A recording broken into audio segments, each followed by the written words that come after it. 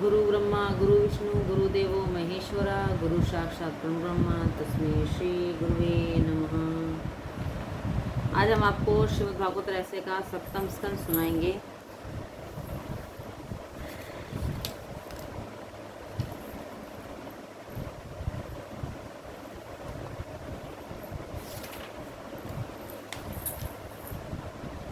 क्या भूगोल का ज्ञान है? लंदन शहर की आबादी कितनी है? नाविक ने भूगोल भी नहीं जानता। पंडित, ओह, अब तो तेरी आधी जिंदगी बेकार ही चली गई। तुझे साहित्य का ज्ञान नहीं है। शेक्सपियर के कौन से नाटक तूने पढ़े हैं? नाविक, मैंने साहित्य भी नहीं पढ़ा। इतने में नदी में तूफान आया और नैया इधर उधर डोलने लगी। नाविक ने उन विद्वानों से पूछा, महाराज, लगता है कि हमारी नौका पानी में डूब जाएगी। क्या आप सब तैरना जानते हैं? सभी पंडितों ने कहा, नहीं, हम तैरना नहीं जानते।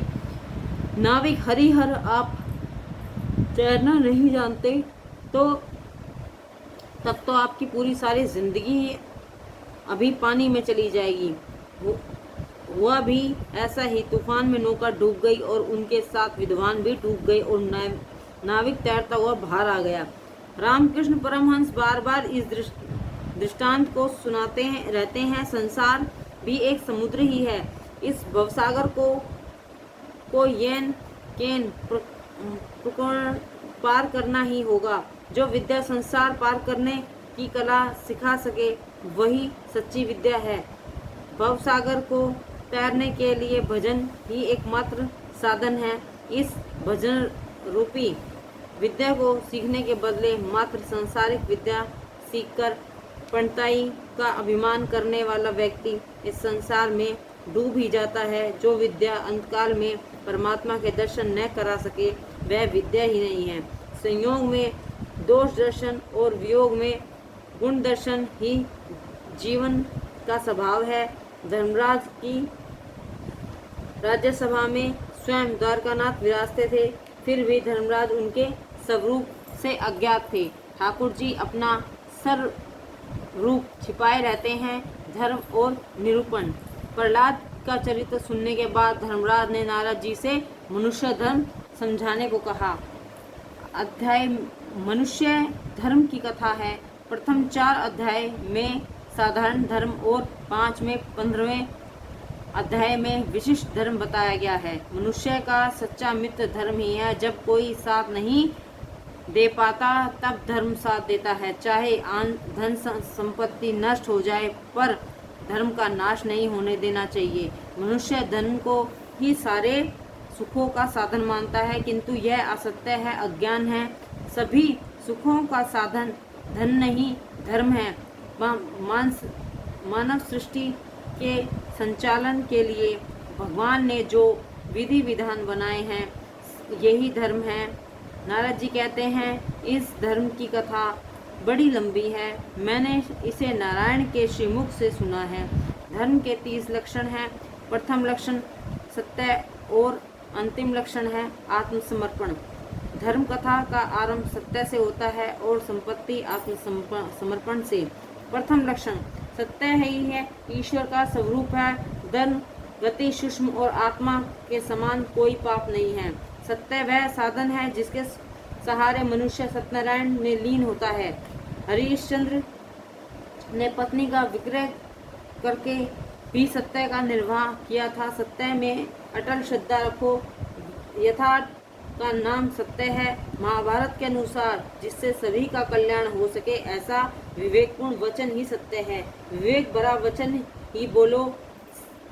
श्री कृष्ण के असत्य वचन भी सत्य हैं, क्योंकि वे बहुजन हिताय हैं। महाभारत के युद्ध में द्रोणाचार्य के प्रसंग में श्री कृष्ण को असत्य बोलना पड़ा था। द्रोणाचार्य भीषण युद्ध कर रहे थे। उनके हाथ में जब तक शस्त्र था तब तक उन्हें मार पाना असंभव था। क्या किया? अश्वत्थामा मर गया है। द्रोणाचार्य यह बात झूठी मानी। उन्होंने सोचा कि श्री कृष्ण जैसे असत्य बोल सकते हैं, किंतु धर्मराज कभी असत्य नहीं बोलते। मैं उनसे पूछ लूं। उन्होंने युधिष्ठिर के पास जाकर कहा, यदि मेरा पुत्र ही मरा है तो मुझे शस्त्र त्याग करना पड़ेगा। क्या सचमुच मेरा पुत्र मर गया है? श्री कृष्ण ने युधिष्ठिर से कहा, कि बोल देना अश्वत्थामा हतः, सत्यवध का नियम मैंने बनाया है, अतः उसमें परिवर्तन करने का मुझे अधिकार है। सत्य वही है जिसे विवेक से बोलने से सभी का कल्याण होता है। द्रोणाचार्य वेद संपन्न ब्राह्मण थे। ब्राह्मण को युद्ध करने का अधिकार नहीं है। यदि उसे कभी युद्ध करना भी पड़े तो मात्र धर्म की रक्षा के हेतु ही करना चाहिए। ब्राह्मण होते हुए भी द्रोणाचार्य युद्ध करते हैं, अतः उनके शस्त्र त्याग से उनका ही कल्याण होगा। मैं द्रोणाचार्य का नरसंहार का पाप कर्म से रोकना चाहता हूँ, अतः मेरी यह आज्ञा है। धर्मराज ने द्रोणाचार्य को सुनाया अश्वत्थामा हतः, किंतु दबे होठों से आगे बोले नरो व कुंजरा व। धर्मराज के शब्द सुनकर द्रोणाचार्य ने शस्त्रों का त्याग किया। श्री कृष्ण ने दुष्टघुमंड की आज्ञा दी और द्रोणाचार्य का सिर उड़ा दो। उनकी मृत्यु हुई और सभी का कल्याण हुआ। दया भाव धर्म का द्वितीय लक्षण है। जहाँ तक हो सके दूसरों का भला करो। हर रोज सोचो, क्या मैंने आज तक किसी के कुछ काम आया हूँ? क्या मैंने परमात्मा को पसंद आया हूँ? ऐसा कोई काम किया है? तुलसीदास जी ने भी कहा है, तुलसी दया छोड़िए जब लग घट में प्राण। जो साधक इसी जन्म में ईश्वर को साक्षात्कार करना चाहता है, उसे सोच समझकर विवेकपूर्ण दया करनी चाहिए। कभी कभी दया भाव भजन से विक्षेप करता है। तीसरी बात है पवित्रता सभी का धर्म है। आजकल लोग शरीर को बहुत शुद्ध करते हैं किंतु मन को शुद्ध नहीं रखते। मन शुद्धि चित्त शुद्धि आवश्यक है। मन मृत्यु के बाद भी साथ साथ जाएगा, मन के अलावा और कुछ साथ नहीं जाएगा, अतः इसे पवित्र रखना आवश्यक है। शरीर की अपेक्षा पाप तो मन से अधिक होते हैं। जो मन से पाप करता है उसका मन ईश्वर के ध्यान में स्थिर नहीं हो पाता। व्यवहार से आत्मा इतनी धूल मिल जाती है कि मन के पाप को इसे ध्यान तक नहीं रहता। चौथा धर्म है तपस्या। वाणी और वर्तन को शुद्ध रखना ही तपस्या है। पांचवा धर्म है तितिक्षा। भगवत कृपा से जो भी दुख मिले उसे सहन कर लो। शत्रु के प्रति भी सद्भाव बनाए रखें, तभी परमात्मा आपके पक्ष में रहेंगे और आपके शत्रु को दंड देंगे। अहिंसा मन वचन और काया से किसी को दुखी न करना भी हिंसा है। अहिंसा है संत वही है कि जिसके संग में आने वाले का स्वभाव बदल जाए, सुधर जाए। ऋषियों के आश्रय में हिंसक पशु भी शांत हो जाते थे। ब्रह्मचार्य शारीरिक ब्रह्मचार्य पालन तो कई लोग करते हैं किंतु आंख और मन का ब्रह्मचार्य का पालन करने वाले बहुत कम होते हैं। किसी स्त्री या पुरुष का चिंतन करना भी ब्रह्मचार्य का भंग ही है। काम भाव से गीता का श्रवण भी ब्रह्मचार्य भंग ही है। ब्रह्मचार्य तो मन को स्थिर करने का साधन है। त्याग कुछ भी त्याग करना धर्म है। स्वाध्याय सद्ग्रंथ का चिंतन मनन ही स्वाध्याय है जो हर किसी का धर्म है।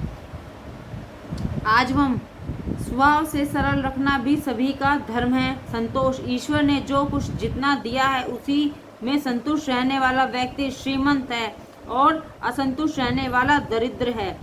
समदृष्टि सर्व के प्रति समदृष्टि से देखना सभी का धर्म है।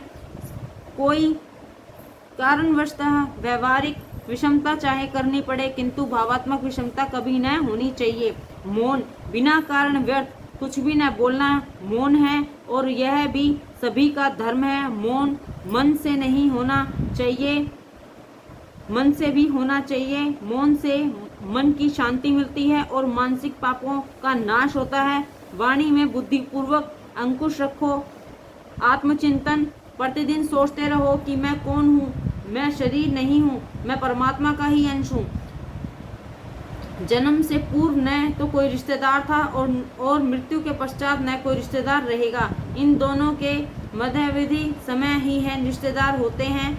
वे ये कौन है, कहाँ से आते हैं, यह सब भगवान की ही माया है। आत्मस्वरूप को बराबर जानने वाला ही आनंद पा सकता है, यह जगत नहीं है। ऐसा अनुभव तो मनुष्य कर सकता है, किंतु स्वयं के अस्तित्व को मान्य नहीं कर सकता।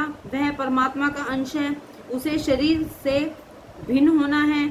दृश्य में ये दृष्टि को हटाकर सभी के साक्षी स्वरूप दृष्टा में मन स्थिर करोगे तो सच्चा आनंद मिलेगा। आत्मा अनात्मा विवेक भी सभी का धर्म है। जगत अपूर्ण और आत्मा परिपूर्ण है। मनुष्य जब तक अपने स्वरूप को स्वयं नहीं देख पाता, तब तक उसे आनंद नहीं मिल पाता। देव की वाणी अति दृढ़, साधु होना कठिन नहीं है जितना कि सरल होना। पंच महाभूतों में ईश्वर की भावना करना, ईश्वर का अनुभव करना सभी का धर्म है। कृष्ण कथा का श्रवण करना भी सभी का धर्म है। कृष्ण कीर्तन, स्मरण, सेवा, पूजा, नमस्कार और उनके प्रति दास्य, संख्या और आत्मसमर्पण, ये सभी का धर्म है। मैं परमात्मा हूँ, ऐसा सतत चिंतन करने से जीव को वे अपना लेते हैं। हमेशा यह याद रखो कि भगवान एक ही क्षण मुझसे दूर नहीं रहते। जो ईश्वर को अपने संग रखना है वह निर्भर बनता है। परमात्मा को आत्मसमर्पण करना सभी का धर्म है। जय श्री कृष्ण।